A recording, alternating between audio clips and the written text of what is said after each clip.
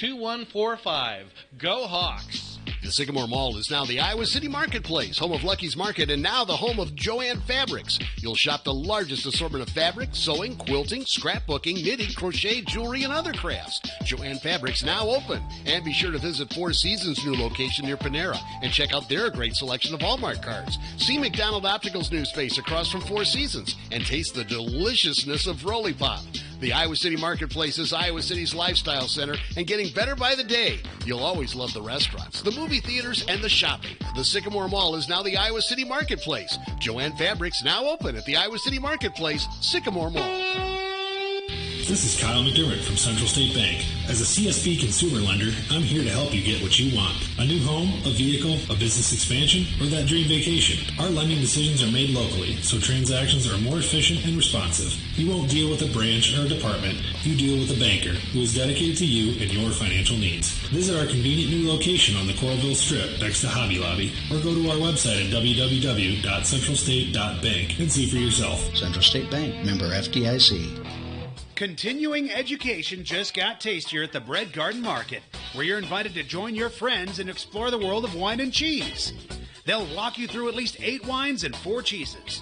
You'll learn the different flavors, aromas, backgrounds, technicalities, and food pairings for each selection. These once-a-month sessions are just $20 per gathering, or get 3 sessions for just $50. Stop by the bar for more details and meet me at the market. This month's wine and cheese session, Old World, New World, is Thursday night, September 20th from 6 to 7:30. If you're looking for quality pet grooming, look no further than Brenneman's Grooming and Pet Supplies. Brenneman's has been taking care of our pets since 1906. They offer excellent customer service Monday through Saturday and a large inventory of pet supplies. So for the very best in pet grooming and supplies, you can trust Brenneman's Grooming and Pet Supplies, now located at 531 Southgate in Iowa City. Call 338-8501 to set up your appointment. Brenneman's is locally owned and operated. Are you in need of remodeling your kitchen, updating a bathroom or bedroom, finishing a basement, or creating an office space or home theater? Are you currently searching for a home remodeling company? No job is too large or small for the Home Repair Team. Voted Remodeler of the Year in both Iowa City and Cedar Rapids, the Home Repair Team is a full-service remodeling and building contractor for both commercial and residential customers. The Home Repair Team is celebrating 20 years of business in the corridor while serving the community. Call 626-4663 for more information and find them on Facebook. The Home Repair Team, family-owned and operated since 1998. From the Hertine and Stalker Studios, in the heart of the Hawkeye Nation, this is the mighty 1630 KCJJ, Iowa City. Here is your KCJJ forecast today. Mostly cloudy, scattered showers and thunderstorms today. Our high right around 82 this afternoon. The wind will be southeast at 5 to 15. We could get to between 1/4 and 1/2 inch of rain with storms later today and tonight. Tonight, scattered thunderstorms, low of 70. Tomorrow, partly cloudy, warm, humid, high of 90 with scattered showers and thunderstorms possible. It's going to be breezy too. South wind gusting to 25 or 30 tomorrow. I'm meteorologist Sean Cable on the mighty 1630 KCJJ. Currently, it's 66. Weather brought to you by the Westport Touchless Auto Washes at Walmart Plaza in Iowa City and at Coralville's Hy-Vee. All Hawkeyes is brought to you today by Big Dog TV and Internet, serving all of eastern Iowa with Dish, DirecTV, and more. Call the local number, not the 800 number, 338-6600. Also brought to you by Zephyr's Printing and Design and Imprinted Ink on the Ped Mall. 1-800-800-ROSE. Sittler's LED Supplies. Supple Siding and Remodeling. GT Car and the Gang. Mike's Lock and E-Keys for Cars. Steve Anderson and the folks at Hawkeye Title and Settlement and Premier Automobile in North Liberty. Hit a deer. Call Premier. Ladies and gentlemen, Thomas Michael Suter, and from allhawkeyes.com, Pat Harty. Thank you, Mr. Hunter, for the gracious introduction. Well, thank you. Always a pleasure. And Pat, good morning to you, sir. You guys having a good show? Great show. We are celebrating National Talk Like a Pirate Day. So anything that has to do with pirates or anything like that, you've got to do the accent. So like if we talk about the Seattle Arg, just go Arg, right? Yeah. Why didn't anyone have a patch on? I'm seriously. It's a good question. I mean, I have no answer for you. Well, maybe Tommy can get one for Hey, Lang. Ann has one at home. I can rush home after this segment, and No. Tommy can wear it for...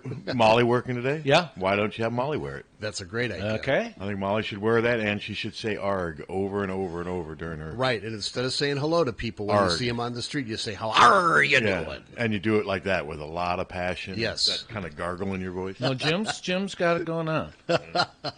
He does. I can feel the electricity. This is we're counting down the not even days. It's more like seconds to Saturday night's game. There you go. Yep. 29,621 seconds. Is that what it is? I don't have any idea. And to our loyal listeners who are now tuning in, wondering what's up with Captain, is he just not feeling well? Just taking a resting? Well, it's Yom Kippur today, I Oh, believe, okay. is it not? It is. Yes. Okay. It started at sundown last night, and I'm sure he. And as I recall, he had a little hiatus last year at this time. Yeah. And it is National Talk Like a Pirate Day, and since he is Captain Steve, he's probably out keel I hauling could see people. that. Well, he's probably blown out his voice. Yeah, saying making ours so people often. walk the plank. You know, With people that have or that guy who had the. Remember when we had the discussion? He got annoyed by a neighbor whose car had the gas thing that wasn't shut. Oh yes, and it really bothered him. And it was the strangest thing that I'd ever heard. And if I like to send my thoughts to that neighbor who has to deal with that. Can you imagine going in, like if that was you go into Ann, hey, well, our neighbor's bothered by my gas tank. I'd say tough. Yeah. I just found that funny. Hello? Hey, Mr. Suter. Yeah. Do you have any auction certificates for Long John Silver? Arr, matey. Arg! Actually, chicken planks sound good. Well, I'll have some chicken planks. That's a sad call. And an order of fries. We don't have a Long John Silver's. No, we don't. Do you believe we don't have a Long John Silver's here? But they're not. They're kind of dropped off the face of the earth. There was one in Davenport, but One in it Cedar it Rapids. caught fire. But I think they've reopened it now. The one here caught fire, didn't it? And Muscatine had one. Yeah, Did it catch fire? I think there may have been a problem with the one here. Didn't it catch fire? I'm not sure. Everything you eat at Long John Silver's tastes like fish. No, I'm getting it mixed up. What was the thing on the strip there by Wig and Pin that caught fire? Was that what was that, about 15, 20 years ago? And it never opened again. Oh, wow. It was Long John Silver's. Okay. Yeah. I mean, I'm glad. Well, isn't that where Sparty's is now? Yes. Yeah. Long Yeah, John Silver's is the kind of thing I love it, but I don't need to eat it every day. All those chicken planks and then with the little crispies. Oh, Yeah. my I God. just their fish. Oh God. Yeah, even the Cokes taste like fish. God, it was those hush puppies. You eat like 3 of those, and it's like something just explodes in your chest. Hello.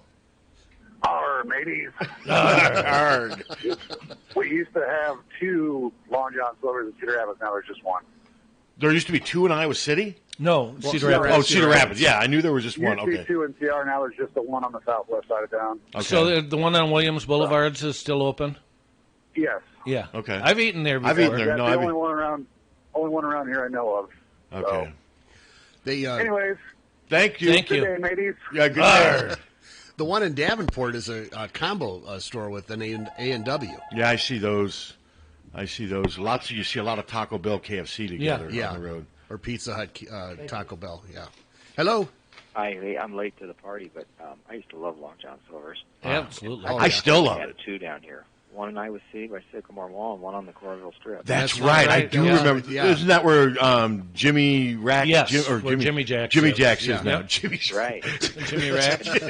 I was Jimmy going Mac. there when I was 5, 6 years old because there's one place, that and Hungry Hobo were 2 places my mom could get a beer There you go. All right. with her meal. Yeah. Hungry Kind of Hobo fast had food, beer? but they still serve beer. Wow. Hungry. I never knew that. Yeah. Wow. When they opened that one on the Thank strip, you. We were with KFMH and we did a remote there, and I still have they have really nice beer steins. A set of 4 of them. They were giving away a bunch of them, and they had a huge crowd. So the manager gave me, and I still have.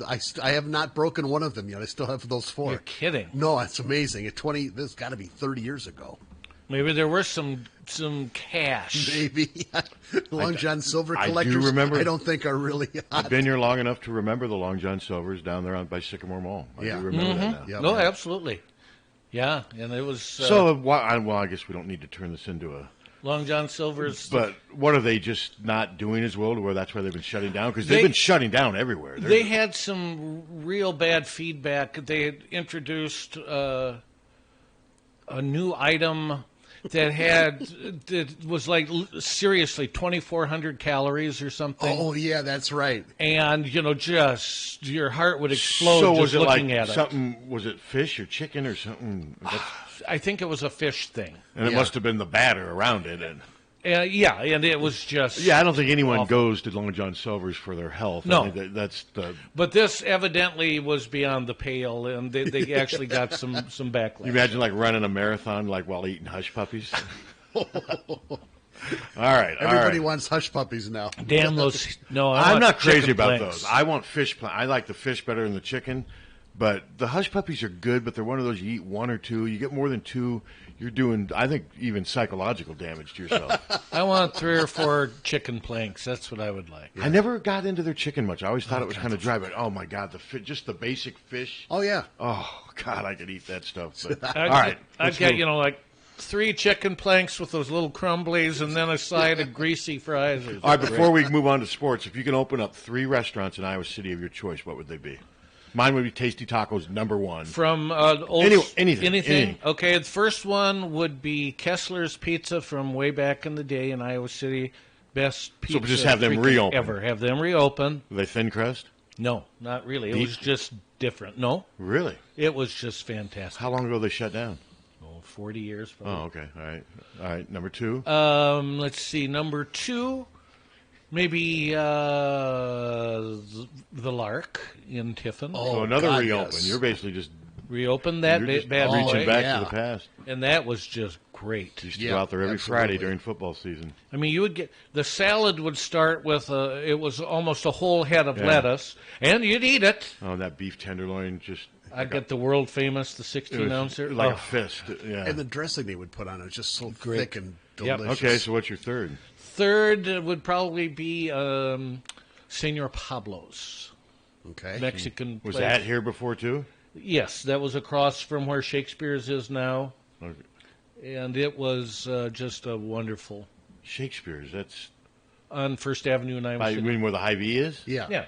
So there used to be the restaurant you're talking about? Yes. That was there? Okay. Uh-huh. Huh. And before that, it used to be George's Gourmet Pizza Place, which I also would like to see come back. Interesting. So what? Obviously, other stuff had to be there too, right? Was it a strip mall before Hy-Vee? Yeah, there was a 7-Eleven there. Really? When was this? And there was a donut shop just across the street when I was in 7th grade. Do you know when First Avenue Hy-Vee opened, approximately? No. I don't know. Hey, Debbie. Their Pablo Supreme was the best. Senor Pablo's was, and their salsa is just was unbelievable. But it's still around in other places? No. Oh, it's shut down to. Okay. Although isn't the La Casa salsa that you can get? Isn't that the same salsa? Oh. That's really good. Yeah. All right, Hunter. What are your 3? Going way back, Sandy's Hamburgers. Remember Sandy's? I sure do. I don't remember. Remember Henry's? Yeah, Henry's is a good one. Henry's too. had great French fries. A restaurant that was great in the Quad Cities called The Dock, right on the Mississippi River. They had great food there. And, this is really off there, but CC's Pizza. I mean, where you get like a salad bar for like $4 or $5. They have one in Cedar Rapids. I don't know how good their pizza is, but it's all right. You could fill up on salad for nothing. Should we take this call? And Hello. I'll do mine. Hello. Hey, the Hy-Vee, First Avenue Hy-Vee opened in 1992. Okay, I thought it was right when I moved up here. Thank you. Appreciate that. Thank you. I remember right when I moved up here, it was opening up. 26 years ago. Wow, think about that. So you said Tasty Tacos. Tasty Tacos, clearly #1. No I discussion. still haven't had one. No discussion. It should happen. #2 would be Long John Silver's, I think. I think I'm at this stage, if I kill myself, I kill myself. And #3, that's a tough one. I'm going to go national with something big. We don't have any... Iowa City doesn't have a lot of places like Biaggi's. You know what I mean? A good. Oh yeah. I do something. There you go. Biaggi's would probably be it. I love that place. And I rarely eat at it. There's one in Des Moines, by where my parents used to live, and it's really good. I would go with a similar but I think maybe even better place, Maggiano's. Okay, that's similar. Yes, I have eaten there too. I'm just more familiar with Biaggi's because my parents had one and that's good. But it's the same desire. So yeah, and just something there's just not a lot of that. I mean, we do have good restaurants like Monica's can clearly fill that void, but Tasty Tacos without question. I love Rudy's Tacos too. I mean Rudy's isn't as good as Tasty's, but, and it's not as good as it used to be. Oh, it's not? No. See, Tasty's is the same because it's owned by the same family, which I happen to know because my cousin's married to that family. People always ask me why I'm so biased. First of all, I'm not biased towards Tasty. They're really, really, really good. They're unique. They're good. But no, the fact that my cousin's part of the family that started the business, yes, that would help explain. But it's the product speaks for itself. I've seen pictures of their tacos, and they're look big. They look different. They're big. It's just cheese, lettuce, and meat, and they have really good salsa. But it's the deep fat, fluffy fried shell that's just incredible. Well, everybody's going crazy in Quad Cities because Portillo's is coming. Yeah, that's another one. I like Portillo's. But Sparty's, I put Sparty's right up there. It's right with there. them. Both of them are and we got great places. Portillo's is just so big. It's got a pasta section. You can get everything: ribs, pizza, Italian beef, everything's solid. We got great Italian beef at Sparty's. We got great Italian beef at Mirabito's. But you can go to Portillo's, drop $15, and leave there one step closer to death. Hello. Hey, guys, it's lonely old Grandpa. Hey, Lug D, how are you? You're making me hungry. I know. Yes, we're making ourselves hungry. I was going to mention Portillo's because they are just awesome. Yeah, I've never eaten it. I'm not going to go awesome. I like it. Don't get me wrong. I'd say it's good. I've eaten there probably 10, 15 times. Well, they got so much to choose from, though. That was they're and everything's solid. None of their stuff's bad. Their ribs are okay. Everything is good. I don't think any of it's awesome, but that's still. I mean, they serve a definite purpose. And there's this one in Chicago as you're going out and heading out to 94, right? 294. It's right there, and you go there, and it's always just packed. And it's just they have this one thing. They make this malt. And then they drop a big piece of chocolate cake in it and blend it. And that's kind of like the pie shakes at Hamburg Inn? Yes, sort of like that. And that's after you eat maybe a big, massive Italian beef with a bunch of French fries. Oh, my. Yeah. And White Castle's another one. I know listen, no. hold it. I saw someone get stabbed at a White Castle. Frozen ones are awful, absolutely awful. But when you... So are the live ones. My colon is exploding just thinking about it. I can't go there, Jim. They have I've got a couple for you. All right. A couple more. Jim's Rib Haven. Oh, Jim's is awfully damn good. Oh, yeah. No, I've never had it. Is it a national place? No, it's in Rock Island, right? Okay, all right. I've never had it. We used to have one in Cedar Rapids that was run by Jim's sister and her husband, Al. And then they got into an argument. Oh, I think Jim wanted Al to start paying royalties or some kind of franchise fee, and Al said, forget that. So they got in a argument. It became Al and Irene's barbecue. Same sauce, same quality of meat, and it was awesome. But Al and Irene retired and sold it, and the guy that bought it just ran it right into the ground. If you remember, he opened one in North Liberty. When was this? Certainly less than 10 years ago. Oh, wow, I don't remember. 5-6 years ago. I never remember it even being here. And what was it called? It was called Al and Irene's Barbecue. Yeah, I don't remember it at all. Did they ever advertise it? No, never heard of it. Never heard of it. It did not last long. He'd raise prices and tried to add things like hamburgers. Did he ever advertise with anybody? I never saw it anywhere. No, he didn't. Well, Jim passed away a few years back, but it's still doing. What's your second one, Dirk? Still doing good. The last one. Oh wait, you gave is one of my all-time favorite burger places, the famous Dill Burger. Oh, okay, I've had that. That was really good. Terry Hansen was the owner, and he opened his first one here in, first one was in Cedar Rapids on First Avenue near the Town and Country Shopping Center. And that went very well. He opened one in Iowa City. Yeah, it was downtown, wasn't it? Yeah, I thought it was okay. Yeah, he took over the old Burger Palace location on Iowa Avenue. Everybody loves Burger Palace. That jingle. Oh, my God. So apparently not everyone does love Avenue, Burger. Across from Plate Against Sports by the Mall of Death. Mm-hmm. And but that was a really, really good burger, and that dill spread was just a genius idea. So yeah, and Suderman, you nailed others. The Lark, oh my God, I'd give anything to have one more famous tenderloin. Wasn't that just the best? Oh, you talked about the salads. The baked potatoes were always just huge. Yes, I always got hash browns with cheese sauce. Did you? Oh my God! And I know that was good living. And I love the ice. Remember the ice that was always like little stalactites in there in the water glasses. Awesome.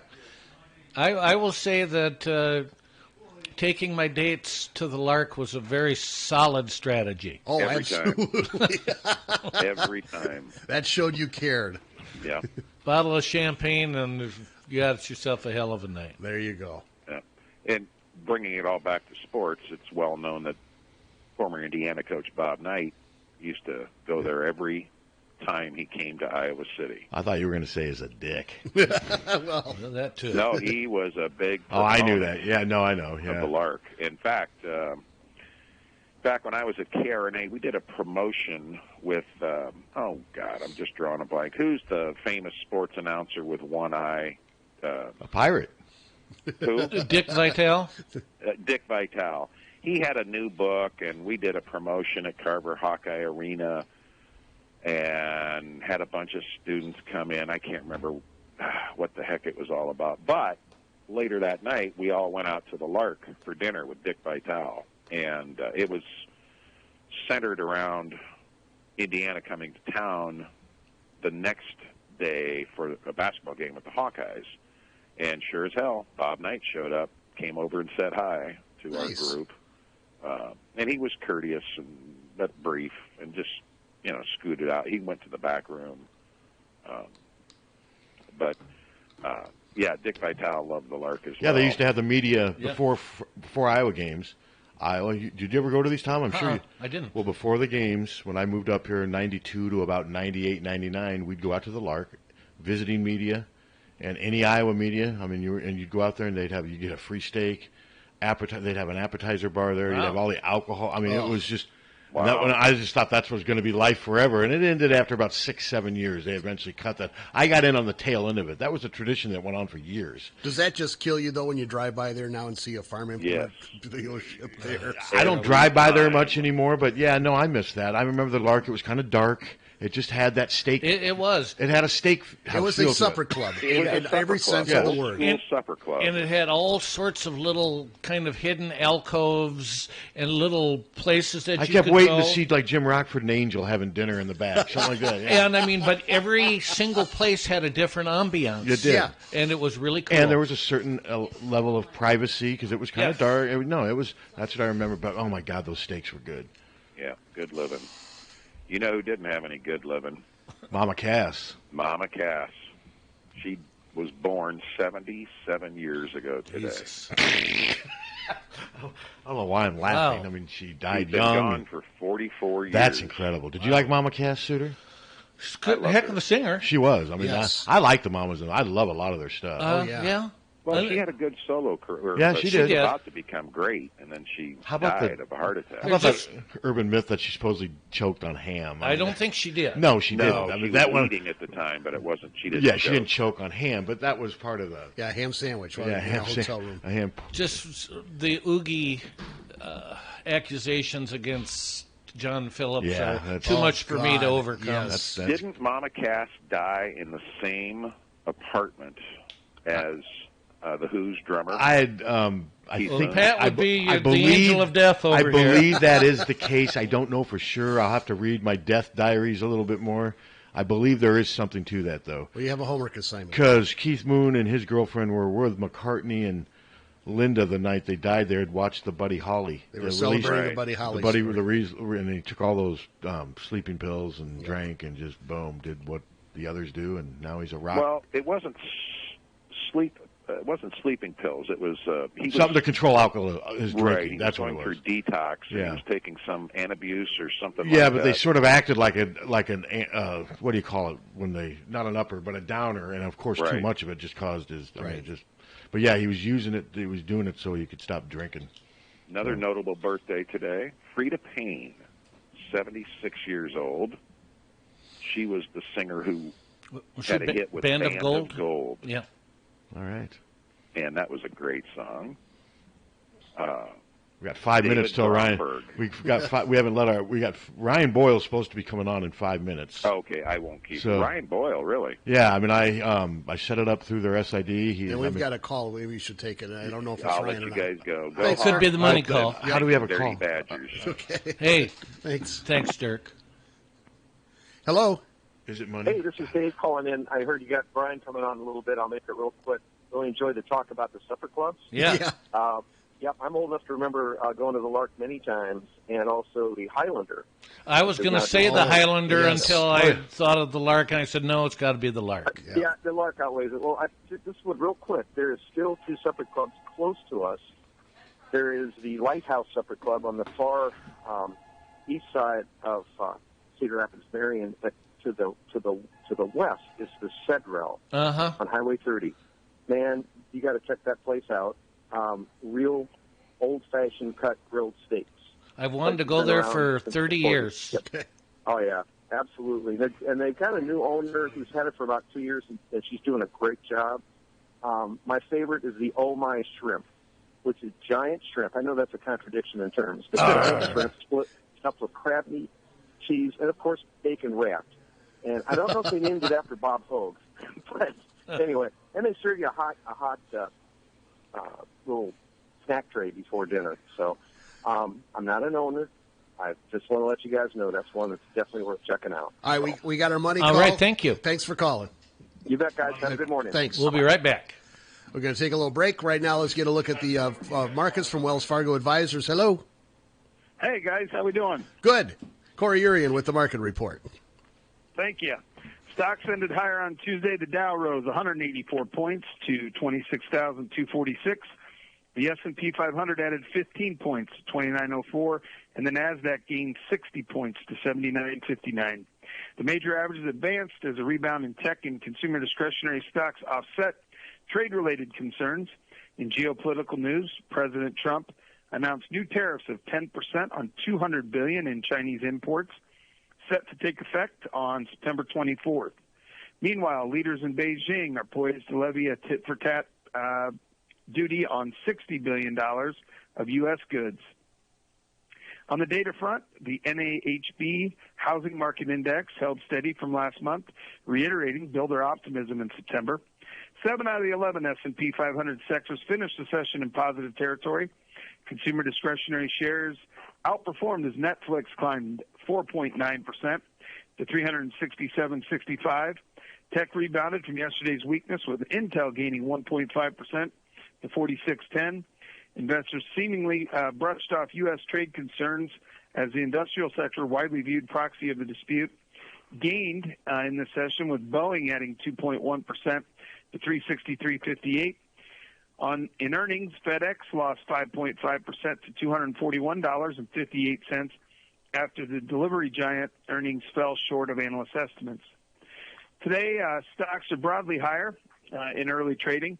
The Dow is currently up 157 points to 26,405. The S&P 500 is up 1 point to 2906, and the Nasdaq is losing 25 points to 7930. The Dow and the S&P 500 are extending their gains as investors await further geopolitical updates.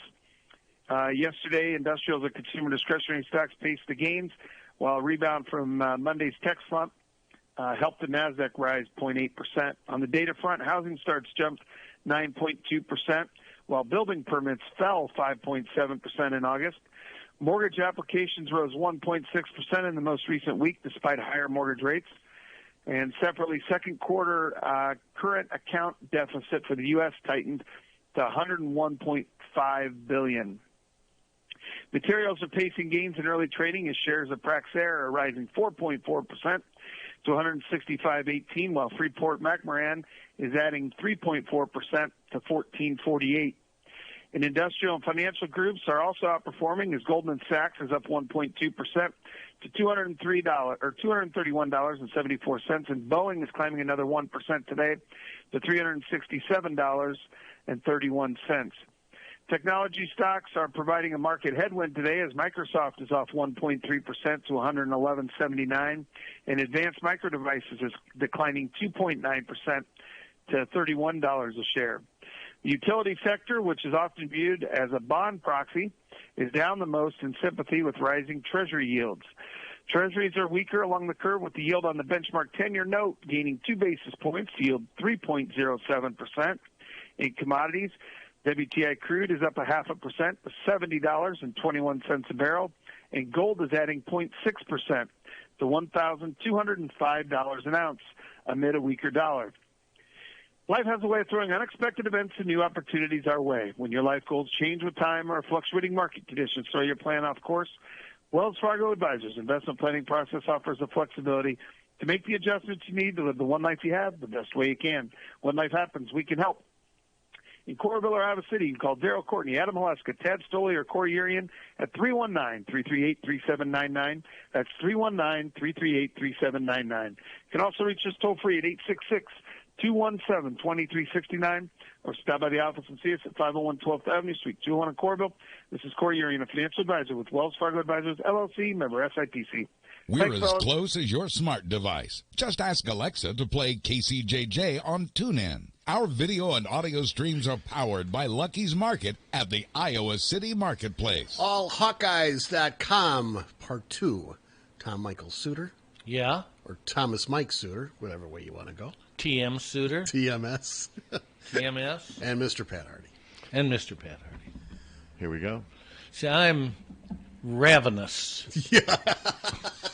I just sent, so like I said, hopefully I've got it prearranged with the SID at Indiana State that he was going to call in around 9:30, 10:30 their time. So I guess we just keep our fingers crossed until it happens. You never know. But like I said, I haven't gotten any message. Here we go. Could be him right here. All right, let's find out. Hello. Hello, this is Ryan Boyle. Ryan, hey, how you Ryan, doing? how are you?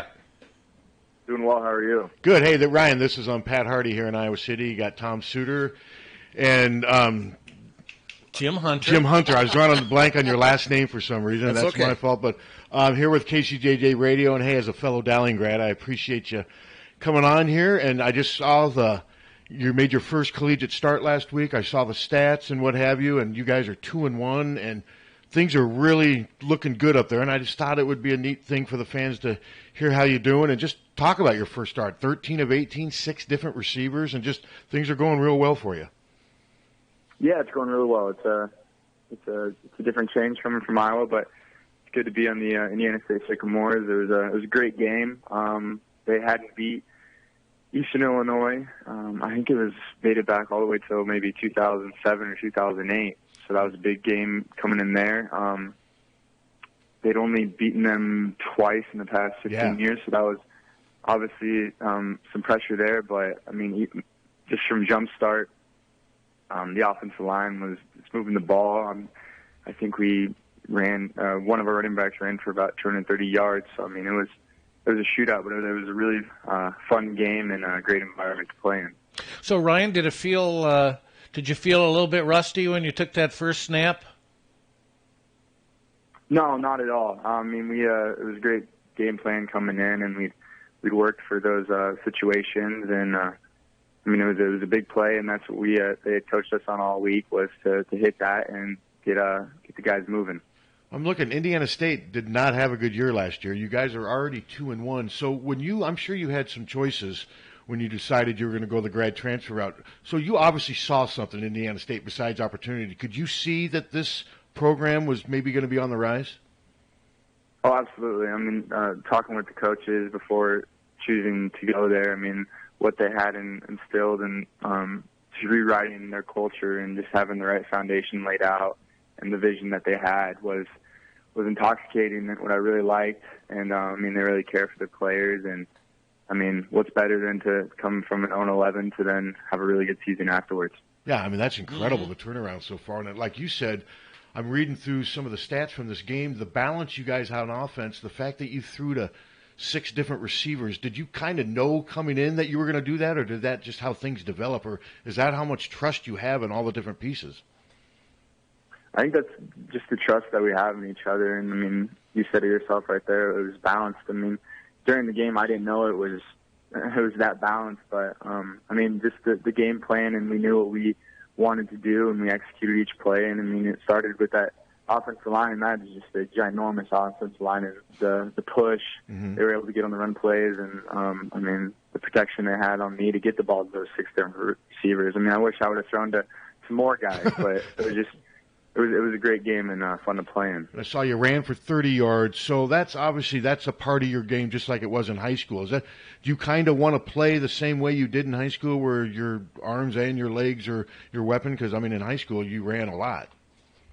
Oh, absolutely. I do want to run a lot, and I'm nursing a knee injury that I had in camp, and that's still coming. But once I have my full confidence in that, I feel as though that QB run game is just going to take off even more, and then they'll have to defend our running backs and as well as me and in the pass game, and I mean, it'll hard to do. I wanted to ask you, how did you manage to graduate in 3 years? Or was it? Yeah, it's 3 years, and I mean, just how much time management? Because I was thinking about that. I mean, that's pretty incredible what you were able to do to give yourself this chance. Now, I mean, how did you know coming? I mean, academically, just how hard was that to do that at Iowa? It was tough, especially during the fall and even in the spring. I mean, with spring ball and everything. But one thing that they do ask of us is to take summer school because we're obviously there during the summer. And I think it's usually around just 6 hours that you have to take, or 6 credits. And I think my last 2 summers there, I was taking 9 credits. Okay. And then my last maybe 3 or 4 semester, I was in 18 credits minimum. Wow. So there was a lot of schooling, but I mean, the discipline and time management that those coaches taught us there was very beneficial, and I was able to do so. And then, I mean, I can take my lessons learned from there and then apply it to here at Indiana State. So, Ryan, what course of study are you taking for your post-grad? I'm getting my master's in sports management right now. Oh, great. What would you maybe get into athletic director down the road, or what do you think? I mean, that's one option. Still figuring that out, but I mean, there's a lot of career opportunities to take, so I'm reviewing them. So when did you start to maybe think about a grad transfer? When did you say, "Hey, I'm close enough. I could maybe do this and really have a good opportunity"? Can you kind of take us through that, when that came about and how that worked out? I would say it was probably just this last fall. I mean, I was number 2 in the depth chart, and I just was like, "Oh my, wow! I'm gonna graduate next spring. Is this an opportunity?" And I mean, I talked with my parents, and as the season was winding down, I was reviewing my options of like what schools, what guys were not returning a QB, what master's program did they have? Is this even a viable option? And then once winter break was over and I was able to come back and then still be with the team, but still contemplate if I wanted to do this, I was able to then speak with Coach Ferentz about it, and he was very understanding of it, and the other coaches are very understanding, and they wish me the best.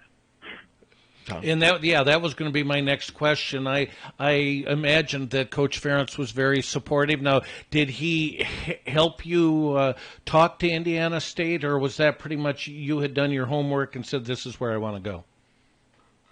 I did a lot of my homework. He did help me on other schools, but the connection that I had was my high school coach, Tom Wilson, knew Indiana State's head coach Kurt Mallory from way back in the day, and just the connection that they had and relationship they had was very positive, and it made me feel comfortable that was a great place to go. And speaking of your high school coach, I got to ask you, as a proud 1982 Dowling grad, we were good back in my day at Dowling. I mean, my senior year, I think we went 11-1, but we never got the program to where it is now. You're kind of your age group, because you guys kind of got this Dowling program to where it is now. I mean, what was the difference? What did you benefit from playing at Dowling, playing for Coach Wilson? I mean, now they did lose to Valley a couple of weeks ago, but 5 state titles in a row, and that's got to be something you're pretty proud of, is that you helped turn this thing into the power that it is now. Oh, absolutely. I mean, it even dates back to I think it was 2008, 2009 when Coach Wilson was still new, but that same coaching staff was still there, and that was Michael Hudson, Connor Brevard, and I mean the culture and foundation that they had, and I mean it's hard work, tough nosed. I mean they want to win, and those coaches know. And then it's not all going to be too pretty, but I mean at the end of the fourth quarter, they're going to be the ones that are still trying their hardest, moving the ball with the most grit, and they're going to just wear those teams down in the end. So, Ryan, do you stay in pretty close contact with your friends on the Hawkeye football team? I do as much as I can. Like the kids that I live with, I do, that I lived with. But, yeah, I've just sharing text messages back and forth, social media, saying great job. And it's great to see that they're doing well. Well, if they are, and everyone around here is very supportive of your path, and we loved you being a Hawkeye. Oh yeah, when I announced that we were going to have you on the radio, I mean the response of people like, "Oh, great! It's so great to hear about that." And I mean, yeah, because you got your degree here. You made a lot of friends, I assume, for life here. I mean, a lot of people can't say they were an Iowa Hawkeye. I mean, this is going to probably sound stupid. Hopefully, it doesn't, but. For somebody who's maybe arguably the greatest quarterback in the history of Dowling, which is saying a lot, I know, was it tough coming up here and not winning that job? I mean, did you ever envision that happening when you committed, or how tough was that for somebody who was so used to having success? It was very tough, I mean, coming there, and I mean, I view myself as a very, very competitive person, even if it's not just football and anything I do. I want to win. I want to be the guy. Yeah.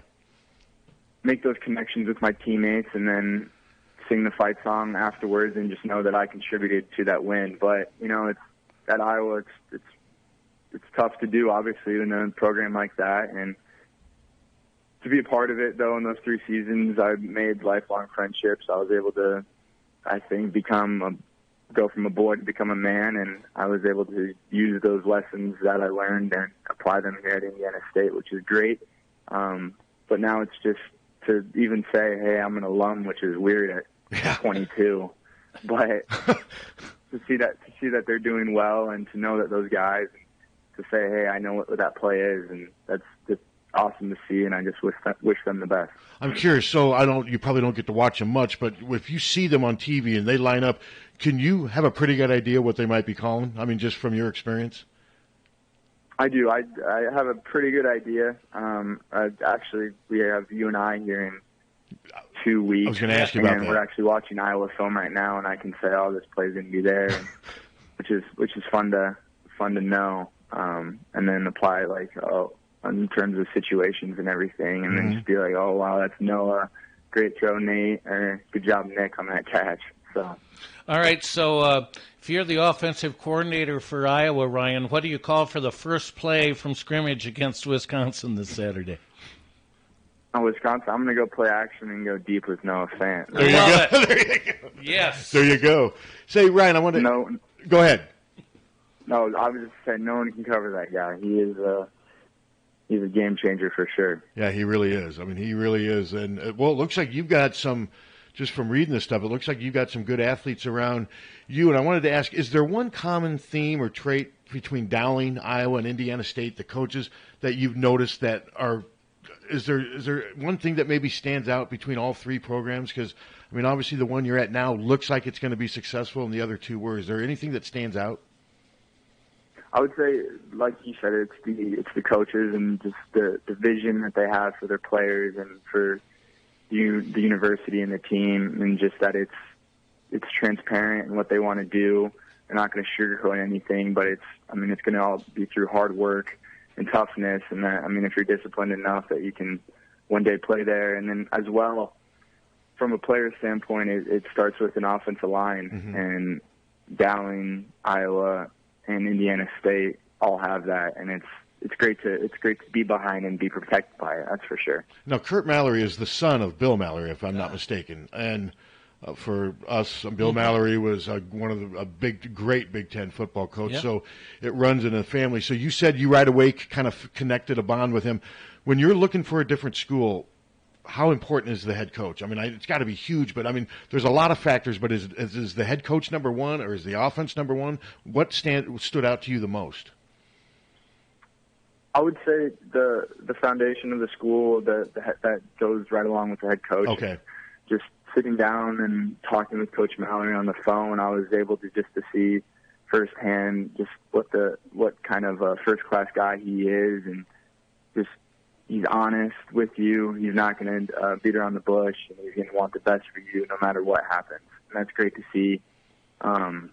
And then again, the offense is another variable that goes into it. And what I wanted to do was have an offense that allowed me to run the ball and have that type of zone read RPO, and that's what I found here at Indiana State. Well, it's really neat, and I'm sure you still keep in touch with Tyler Wiggers, and you're seeing what he's doing at Eastern Michigan. It's really neat what both you guys are doing. Oh, absolutely. I talked to Tyler a lot, and it's great to see that he's successful, and I knew he would be. Well, Ryan, we really I got to ask him one you last doing it. question. Okay. I got the down. Ryan, what happened against Valley? I know you weren't there probably, but how did they lose? And it's not uncommon to maybe lose to them during the season and then get them back in the playoffs, right? Is that what we've got to shoot for? Absolutely. It seems to be the common theme these last 5 years that they'll go undefeated and then lose to Valley. I think it's a humbling experience that those boys, myself included, had to experience. That it's not going to be blowouts every single game, but I mean, adversity breeds opportunity, and these guys are going to bounce back and hopefully win a state championship. Well said. And hey, listen, I appreciate your time. It was good catching up with you. Good luck the rest of the way. Congratulations on getting that starting job and playing well. And we'll all be following and supporting you out here. And Hawkeye Nation's pulling for you, buddy. Thanks, Ryan. Awesome. Thank you so much, guys. Yep. Yeah. That was great.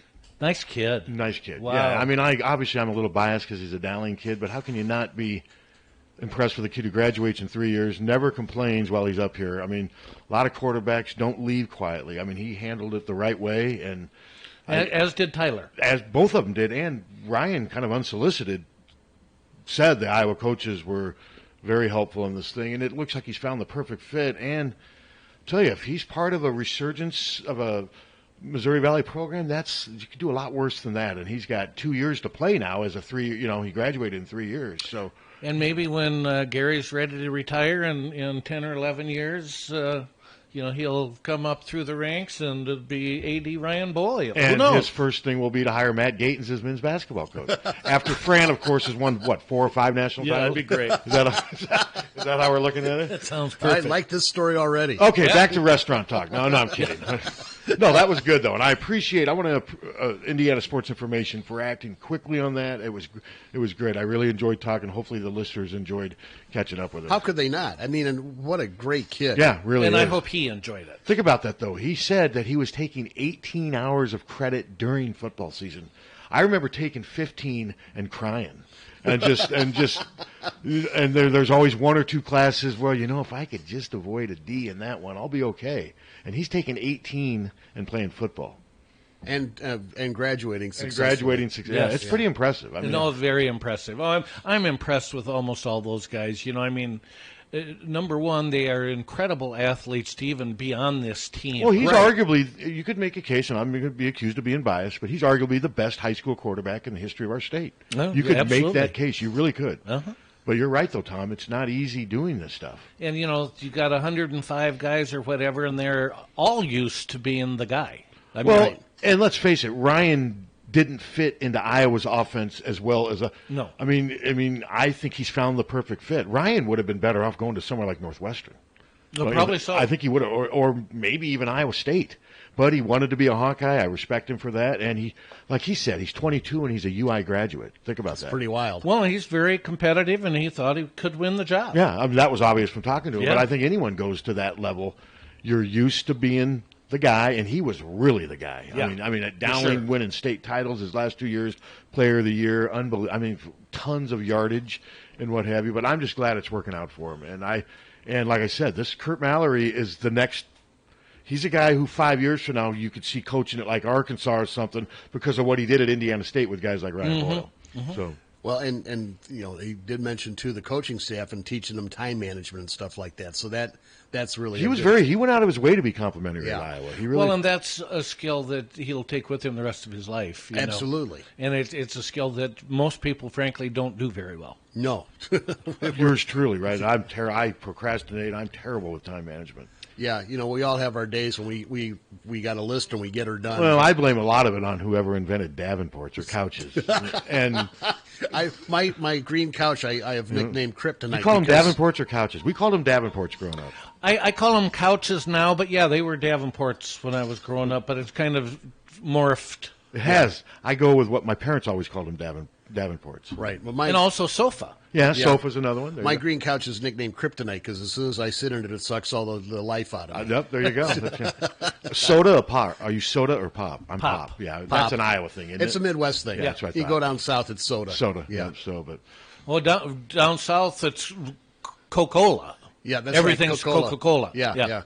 Even if you want a 7-Up, you have Coca-Cola. Yeah, with peanuts in it. No, we did not ask Ryan about Phil and Kinnick. I forgot about that, or the 3 restaurants. I mean, I guess maybe that'll be. Get him back on the line. Well, we'll get Don Patterson. We'll get Don Patterson next week with the 3 restaurants. Should I give him a heads up or just get it? Don's the kind of guy. If I tell him we're going to ask him that, he'll spend a week researching. Well, do it for restaurants around here. Okay. Yeah. Because if it's restaurants where he's worked somewhere like in Connecticut, he's been everywhere. Yeah.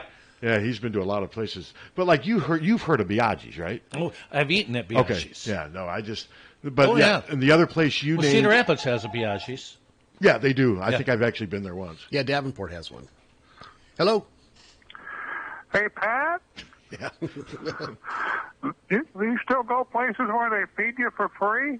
The only place I eat for free is the Kinnick Stadium press box on game day. Well, if you could take me along sometime, I've got a buy one, get one half off for meatloaf at Hy-Vee. We could trade out. So then what would I get out of that? Half off of your meal. Half off of my. I'll let me mark that down and I'll get back to you. It's a date. All right. Do you like Hy-Vee meatloaf? I don't like meatloaf very well. I don't mind meatloaf. When my mom made it as a kid, it would make me unhappy, and I'd be like, "You're just lazy at making meatloaf," and it just didn't do it for me. But I don't mind it now. It is one of those foods that I like cold on a sandwich. I can see that. I don't eat it. Leftover meatloaf sandwiches. Every once in a while, though, I'll get and I could see you not liking it. That Salisbury steak from Hy-Vee, I'll get that every once in a while. And if you get it when it's warm and right, it's pretty good. Now it destroys you. Don't get me wrong. It wreaks havoc, but it's pretty good going down. I used to like the Hungry Man beef and fried chicken dinners you could get on TV dinners. Yeah. Oh, Swanson, you can still get them. Yeah. Yeah. Well, you've moved on. Moved on. He's not eating pot pies anymore. I'll tell you what. I love pot pies. I do too. Why don't you go by there and see the Swanson fried chicken Hungry Man dinner? Look on the back and see the fat and the amount of calories. That's I mean, it's barely fills you up for a lunch, but it's got calories for like a week and a half. I That's think all the batter. It's unbelievable. Yeah. But we've got a pretty big game coming up Saturday. Haven't even mentioned really talked about it, have we? Well, you did ask Ryan, and I like Ryan's play call. That do would too. not surprise me if they did something like that. No. And how cool is that he's watching the film and you go, okay, they're going to do a run here and they're going to go off the 3-hole. Well, when I asked that, I'm sure a lot of some of the snark. Well, hell, I know what play they're calling. I guarantee somebody thought that when I was asking that question because I thought of people thinking that. Did you? Of course, and Brian Ferentz is working on going against tendencies. But there is also nothing wrong with sometimes being. No. I mean, I will watch teams. Hey, I think they're going to run this. They run that, and hey, it works. Yeah. But no, I like Ryan's idea. Be aggressive, and I think they will be. Now, the thing about last year's game against Wisconsin that I remember is they tried so hard to get Noah Fant the ball, and he was just never open. No. Right. Never. Just never. Well, open. if they blanket him, then somebody else then Hawk is going to get open. But they got to be able to run the ball a little bit. Absolutely. BYU ran for 195 yards, I believe. That's why they won the game. Well, if we do that, we'll win. Yes, they have to be able to run the ball. Yep. Hello. Steve calling. How you guys doing? Hey, Steve. How you doing? There we go. Now we're back to normal. All right. Yeah, I still have a couple of restaurants. I'll talk to you after the football. But, all right. One is, I think, as we've seen with this last game, it's going to be one of the keys, I think, is fast start. Period, do this against Wisconsin. Yes, get on them early. And I think that I agree with Ryan that I think that they're going to throw it deep or something. Something. I think that it's a type of game. Every score is going to matter. Like if Iowa gets the ball first, that'd be a good way to, because you don't want them to have the ball, and we want the crowd into. Of course, they want the crowd out of it. So that's going to be. But I think the start, there's no question that's very important. And I think that if they do what they're doing, I think they're starting to grow, and I think there's definitely all the tools are there. And I think that it's going to help with confidence and stuff like that. I like the tempo, and this game was a game where I think what they've been trying to do, and I think confidence is always important. Well, I agree with everything you said. I'm picking Iowa to win, and I do think they want to get Noah involved early in this game, so we'll see what happens. I mean, and Steve, Wisconsin, if they got something that's not the same as last year, it's its defense. They've got 9 different players playing key roles now on defense, and I think they may. Too, I was thinking before, and no one really discussed this with the defensive line. Actually, we could be even stronger if we had a guy that had red shirt was Dixon. Yeah, I mean, Wisconsin native, Can you imagine what that would have been like? Yeah, but he's not there. We don't know. I mean, he hasn't played here, so. And it would have been his first year. I think they're fine on the defensive line. I just think Wisconsin's defense. Yeah. I think Wisconsin's defense is suspect right now. I think their offense is okay. Now they do miss. They're not the same without Quintez Cephas. That's a huge loss for them. So we'll see. I like Iowa's chances. I think this has been circled on their calendar for some time. Don't you agree? Yes. Oh yeah, without question. Yes, I do. Because of the history and all that. Another thing, real quick, with restaurants. Has anybody brought up Shakey's? No, but I loved Shakey's. That's where we used to have our Little League parties. Oh, yeah. And that was good stuff, the one that we had locally on the highway. The other one, I don't know, too many, it's been around, but it's been gone for a long time, was the Best Steakhouse. Oh, I loved the Best Steakhouse. That was unique because they were an Italian family. I'm telling you what, that's a hard one. I know that steak stuff. I still remember back and that's been many years ago. I was just checking to see what you guys thought of that. I've never heard of it. I knew what I thought of it. I'm just curious what you guys thought. Take it away, Tom. Absolutely loved it. Used to get the chopped steak with an extra piece of Texas toast. Oh, I was going to say the Texas toast. Oh, my God. I would kill to have that. Yes, that's absolutely one of my favorite restaurants ever. Well, then I think your list is now expanded to 4. They had a reunion a while back. I was there, and the nicest people. Remember, they were just really nice people. But yep. It was just... It was one of those things that just, when you go there, you just remember it. Oh, I loved Best Steakhouse, absolutely. Yeah, I was just curious what you guys thought. All right, thanks, Steve. Amen, brother. Yep. Bye. And he bought up Shakey's. There were actually 2 of them, one in Iowa City and one in Coralville. And my first musical act we played at Shakey's. Oh, did you? Really? Yes, we did. I just remember our Little League teams would have little after-season parties there, and you could eat as much pizza as you wanted, and that concept was to a 6, 7-year-old, 8-year-old. It just blows your mind. It would just blow it. My mom would be like, "You don't need to eat 2 pieces." I'd grab like 4 pieces because I just was so. And she'd be like, "One at a time." That's how we eat pizza, one at a time. I just remember that Shakey's was always. Isn't Chuck E. Cheese's kind of the new Shakey's? Is that fair to say? A little bit, yes, but Shakey's pizza was much much better. Yes. I mean, Chuck E. Cheese was a saltine with off-brand ketchup and Shakey's fake pizza cheese. was good. I mean, and you could get liquor at Shakey's. Yeah. Oh yeah, no Shakey's. Yeah, no, it was. I remember the pizza was good, and remember they do the buffet, and you. Oh yeah, Chuck E. Cheese pizza is an abomination. I've never been there. Shouldn't be called pizza at all. Do we have one of those here? No. Okay. Hello. I guess rip away. You Hello. could make a comparison of Shakey's to a more modern version of like the Pizza Ranch, especially with that buffet. Yeah. Okay, that works. That's about right. Minus the games and stuff, and the new Pizza Ranch is going to have them. Now, does Shakey's have as good as fried chicken as the Pizza Ranch? I don't remember. It was good, though. No, but Pizza Ranch is... Now, I'd maybe give Shakey's the edge on pizza. Die for, and you could eat until you pop. Yep. Yeah, that's it. Yes, that sums it up right there. All right. Yeah, Shakey's pizza was much better. All right, thanks. Yeah. Eat until you pop. One of the ones from the chat room I really liked back in the day was JC's Cafe for breakfast. Yeah, absolutely. That was on this. That's where Foster's and that is. No, right next door. It's where Plexicraft is. Okay. Yeah, that's right. Yeah.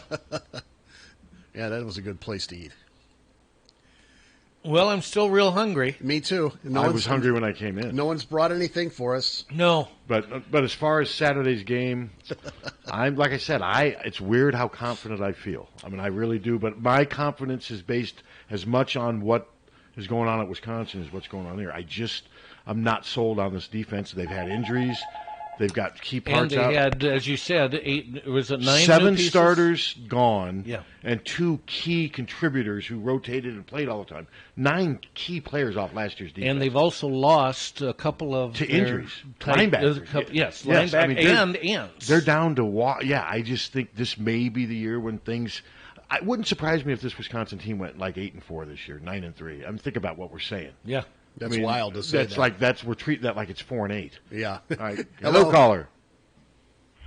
Hey, Pat. Yeah. And Tom and Hunter, how you guys doing Good today? day. All right. Good. Hey, great show so far. Great interview with young Ryan Boyle. Thanks. Appreciate it. Little story. When he came in as a freshman about 2 or 3 years ago, I guess it was about 3 years ago now already. Good friend of mine.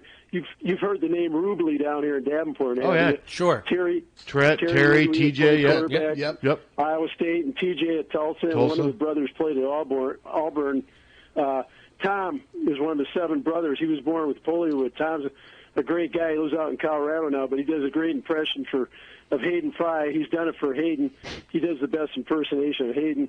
Hayden wanted to take him on his call-in show, and he does Bob Brooks, and he does Harry Carey. Now, you'd swear it was Harry Carey, Pat, being a big Cub fan like I am.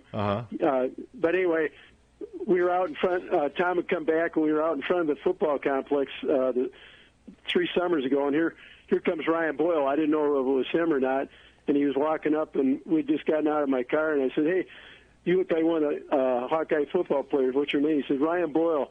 Couldn't be a nicer young guy. He was so excited about becoming a Hawkeye, and you knew he was wanted to be there, and just a really good guy. And Tom did his impersonations, and he got a kick out of it and that stuff. And both him and Drew Cook, I know they've both class young guys, and you guys know Drew Cook a lot better than I do, being there in Iowa Great State.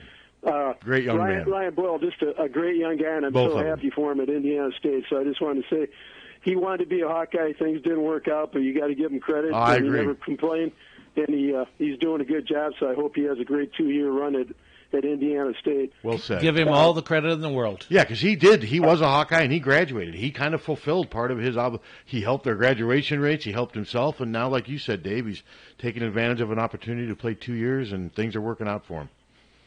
No, you're right, Pat. And I'm happy for him, and it was a great interview by you guys.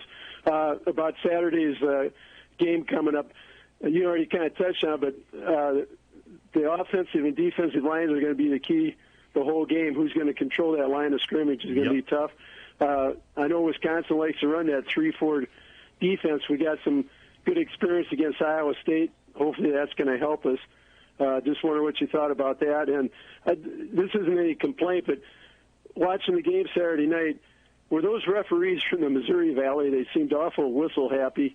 I know Iowa did commit some of those penalties, but I saw one where they called one of the Paulsons for a block below the knees. Kirk went off. I can't think. Yeah, that's... And it sure looked like he hit the guy in the thighs there. It didn't look like it was a bad block, and I think it negated like a big run or something there. But were those referees from the Missouri Valley? That I don't know. I should have. I don't know either. I just don't know. I wish I did, Dave. But the play you're talking about is the chop block rule again, and Coach Ferentz brought that up. It's just he's really frustrated. That rule's killing And us. he's not blaming the officials. He's blaming the rule for being a rule. He says it just should not be there. And he's really getting frustrated, but he said yesterday that he's given up. He's not, because he goes, it's just falling on deaf ears, but he's really concerned that it's hurting the game. And I see where he's coming from. I didn't agree with the call, but like Kirk says, he thinks it's putting too much pressure and responsibility on the officials to have to interpret that rule. Just get rid of the rule and still play towards safety when you can. But part of football is kind of rough and violent. So, but I don't know. But yeah, no, he brought that up, and I couldn't So there were, I don't even remember about the penalties. Were there a ton? I mean, I know. I think Iowa had like 9 penalties. Kirk There did were a bring lot that- of penalties. Kirk did bring that up. 10 of them, guys. Yeah. Now, it just seemed Kirk blamed the team. He said we were sloppy, but that's what he's going to say. He's not going to.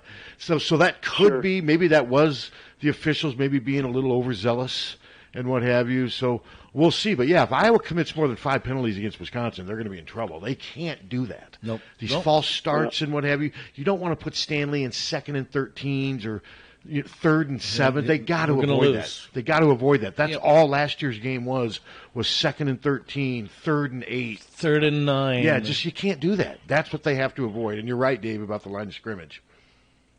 Yeah, and we were on our way to Florida with our whole family. We drove from Omaha that day, and we caught a little of the game, Gary and Ed, between Columbia, Missouri, and St. Louis, and I couldn't make heads or tails. Then I heard the final score, but after that great game the previous week, but it just seems like one other thing I think, I think Nate's doing a better job, and I know you guys talked a little about the up-tempo offense there Saturday, but getting rid of the ball quicker and getting some good quick passes Saturday night, I think is going to be a key along with the running game. So I think the Hawks can do it. The crowd I know is going to be there, so you guys are going to be there, so go Hawks, and let's get a big W. We owe these guys. So have a good day, guys. All right, Dave. Great show. Thanks, Dave. We appreciate the call. And I still think screen passes may be. I said the same thing against Iowa State. I think Mekhi Sargent is a weapon for them with the screen pass. He can catch the ball. He knows how to catch the ball without losing his momentum. He's really good at catching the ball and still progressing, moving upfield. And I think that 3-4, if those guys are blitzing, maybe get him in those little flats and see what happens. And I agree with Dave, though. I mean, they don't want Nate. I don't think you want Nate Stanley standing back in the pocket for 3 or 4 seconds against anybody under any circumstance, because you know he's not going to ever run. And to me, he just becomes a statue. I like the idea of getting quicker slant routes and what have you, but I also like the idea of sustaining blocks long enough to see if Noah Fant can get past a linebacker. And I like it to roll Stanley out, too. I do, too, but he just doesn't seem to like that, does he? God, but they got to do it. And last year, when remember at first when he started rolling out, it was like, my God, it's like he was almost going backwards. I mean, it was like the defense is like, well, this guy's obviously not going to run, so I guess I'll just defend everybody. But then as the season progressed, he started moving more toward the line of scrimmage. Yep. And I think that was just a growth process. And I think we're past the moving backwards part. I'm not exaggerating. There were times I know. He'd run out of bounds, and he'd almost have taken, oh, my God, they're rushing. No one's open. I better get out of bounds. Patience. You couldn't wait 10 seconds Apparently there, not. bud? Apparently not. I was rambling. I'm sorry. I was rambling. Hell, Captain makes him wait for 2 or 3 minutes. Oh, yeah. And he's basically telling stories about like what he watched on TV the night before. Hunter's got a quicker trigger finger there. Well, I try to keep the Hunter wants to keep things moving. That's right. And does Captain like sometimes making him wait? Yeah, I think he enjoys. I think he does. I think he truly enjoys the power of making people wait. Yeah. He also likes keeping you here as long as possible too. You know this. You know last Monday show was called the Ben Hur episode. Although nobody died, I don't believe anyone died in the filming of our show. Maybe Gone with the Wind then. Yes. Hello. Hey Tom, how about Bushnell's Turtle? Oh yeah. Ooh, I sort of remember that. Was it downtown? Yes. Oh, wonderful sandwiches. Oh my God. I do remember that. It shut down right after I moved here. Cause and effect? Maybe it was. I used to go there all the time. Oh, yeah, Bushnell's was great. Back far enough to remember Carvutos on Burlington? I do. That's my first. My dad used to get sandwiches and stuff from there, and that's the first time I ever had any pizza was from Carvutos. Really? Yeah. Man, that was legendary. I was like 5, okay. I think. Oh, thank you. I do remember Bushnell's Turtle. Yeah, thanks. Do you remember the bagel place that opened up there? It was a big bagel chain. It wasn't Einstein. Yeah. And it was there for I loved it. I used to go there all the time. It was there for 2 years, and it's where Atlas is now. What was that bagel place, if anyone remembers that? It was a chain. It was a chain, but it wasn't Einstein, wasn't Bruegger's, because Bruegger's was right down the street. You remember what I'm talking about, do. Though. It was mid-'90s, and I used to literally go there, 2-3 times a week. I loved it. Hello. Morning, guys. It's Husker Fan. Hi, Husker Fan. What's up, Husker Fan? Yeah, that was me earlier. My call dropped on me. Okay. In the middle of a cornfield here, so. All right. Are you okay? I'm okay, yeah. Hey, did you guys happen to know I'm a pyrotechnician? I did not know that. Yeah, well, yeah. They 3 weeks ago they had me set up a whole box of fireworks to shoot up after Scott's first victory. Still sitting there. Are they soaked?